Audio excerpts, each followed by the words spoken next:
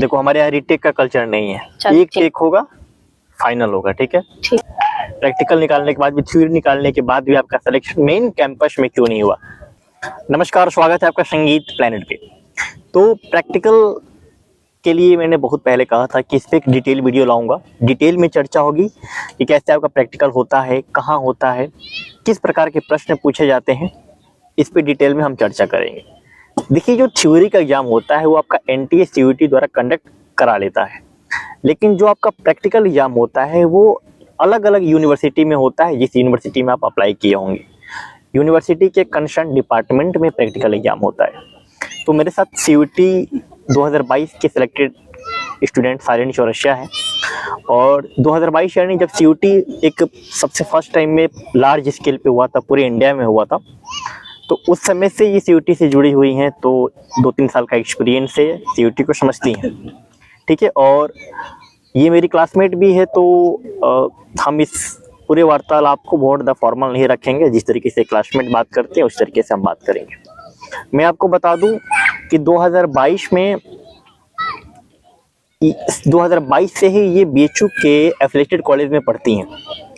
Music honour से इनका ये सब्जेक्ट है। बट अगर आप देखेंगे तो ये 2023 में परफॉर्मिंग आर्ट्स का एग्ज़ाम दी थी, और 2023 में परफॉर्मिंग आर्ट्स के एग्जाम में सेलेक्टेड भी हो गई थी। इनका थ्योरी भी निकल गया था, प्रैक्टिकल भी निकल गया था, लेकिन फिर भी इनका सिलेक्शन जो है यहाँ पे नहीं हुआ। तो क्यों नहीं हुआ सिलेक्शन, अभी ये कहाँ पढ़ रही हैं, कैसी पढ़ाई है, सारी चीज़ों पे हम डिस्कस करेंगे। एक बात मैं और आपको क्लियर कर दूं, बता दूं कि जो आपका एप्लीकेशन पे टेस्ट होता है, जैसे हमारे एप्लीकेशन पे कोर्सेज लॉन्च हुए हैं, और उस कोर्सेज में टेस्ट होते हैं यूनिट वाइज। तो जो वो टेस्ट होता है वो टेस्ट आपकी यही बनाती हैं। तो ये कैमरे पे पहली बार आ रही है, बट आपसे बहुत पहले से ही जुड़ी हुई है। जैसे यूनिट 1 में हमने 2-3 टेस्ट लिए हुए हैं, हर यूनिट का हम टेस्ट लेते हैं जो भी हमारे पेड कोर्स चल रहे हैं। तो जो भी आप उसमें टेस्ट देते होंगे उसमें एक एक क्वेश्चन खुद डिजाइन करती हैं। तो जुड़ी पहले से है, कैमरे पे पहली बार आ रही है। तो स्टार्ट करते हैं। सबसे पहले मुझे आप ये बताओ कि 2022 स्टार्ट करते हैं, जब तुमने फर्स्ट टाइम सीयूईटी का एग्जाम दिया था, तो क्या क्या सब्जेक्ट का सिलेक्शन था 2022 में?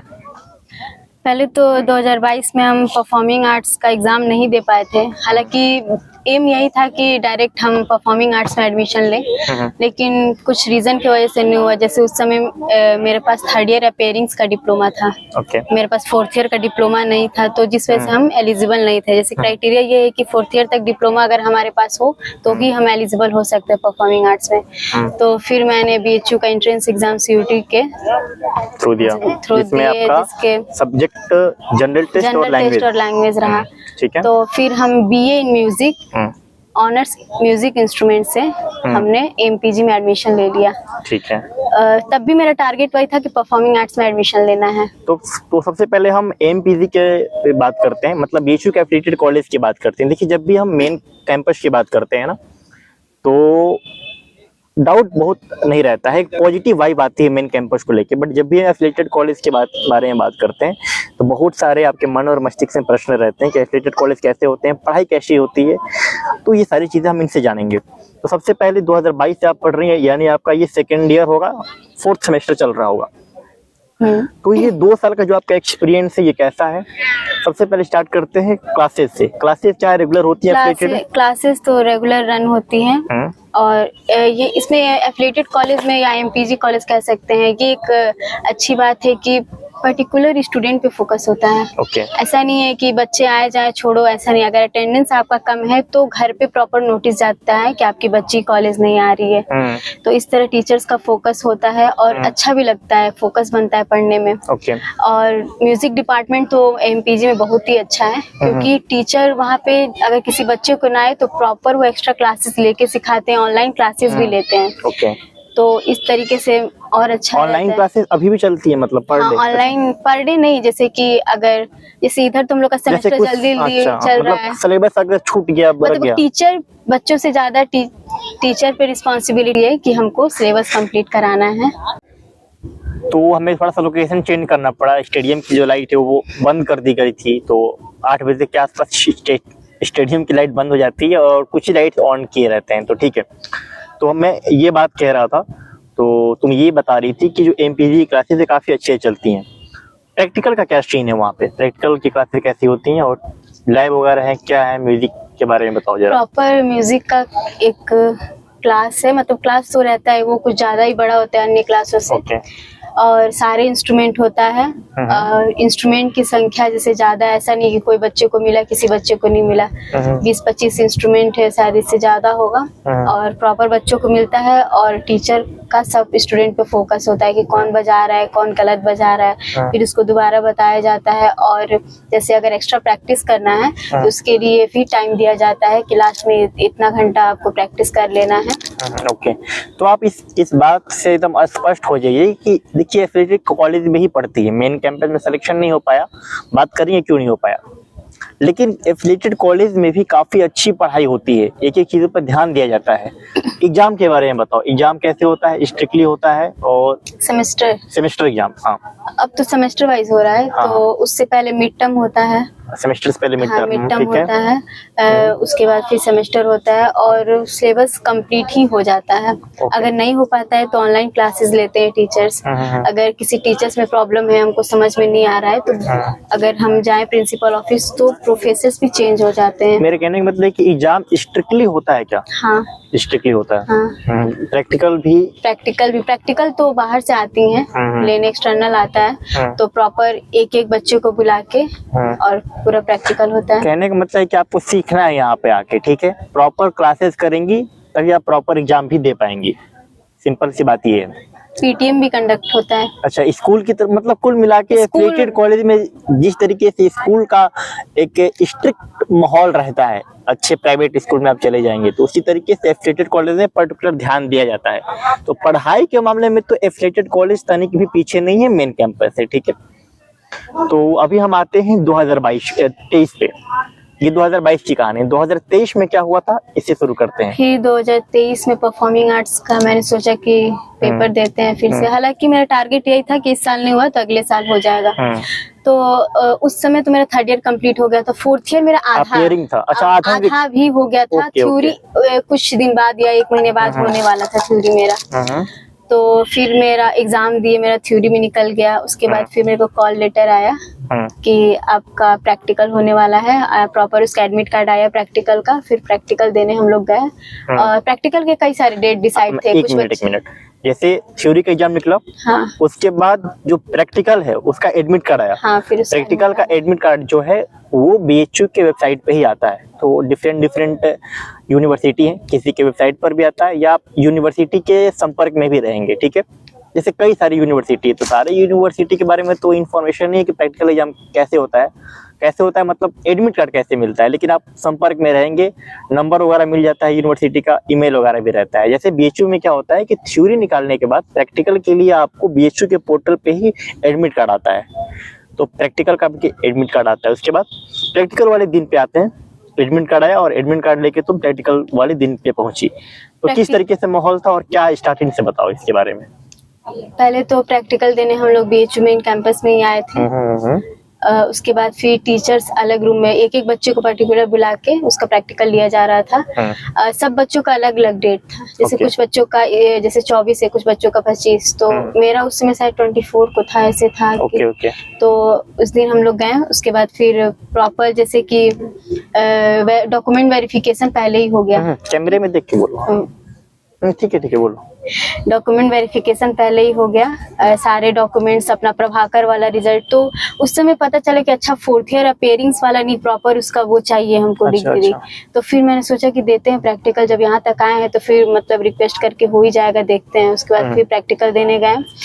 प्रैक्टिकल में तो अच्छा खासा क्वेश्चन पूछा गया है। पहले तो छोटा ख्याल, फिर बड़ा ख्याल, उसके बाद फिर बेसिक रागों का नॉलेज होना चाहिए, ताल का नॉलेज होना चाहिए, बेसिक जो स्वर है वो लगाना आना चाहिए, तराना वगैरह आना चाहिए। जितना बेसिक है, ऐसा कि हाँ आप 11th 12th 9th ये सब सीख के गई हैं, ऐसा दिखना चाहिए कि हाँ हम सच में म्यूजिक से ही आगे बढ़ना चाहते हैं। मतलब क्लासिकल म्यूजिक का जो प्रैक्टिकल होता है उसका बेसिक नॉलेज होना चाहिए। हाँ, तो एक बार इसने जो जो बोला है उसको फिर से आप बैक करके वीडियो को देख लीजिएगा, और नोट डाउन कर लीजिएगा। 3 प्रोफेसर 4 प्रोफेसर वहाँ बैठे रहेंगे। ओके। और कुछ स्टूडेंट भी रहेंगे, जैसे कि जो पहले से वहाँ पढ़ रहे हैं, तो कुछ स्टूडेंट भी वहाँ आके सुनेंगे।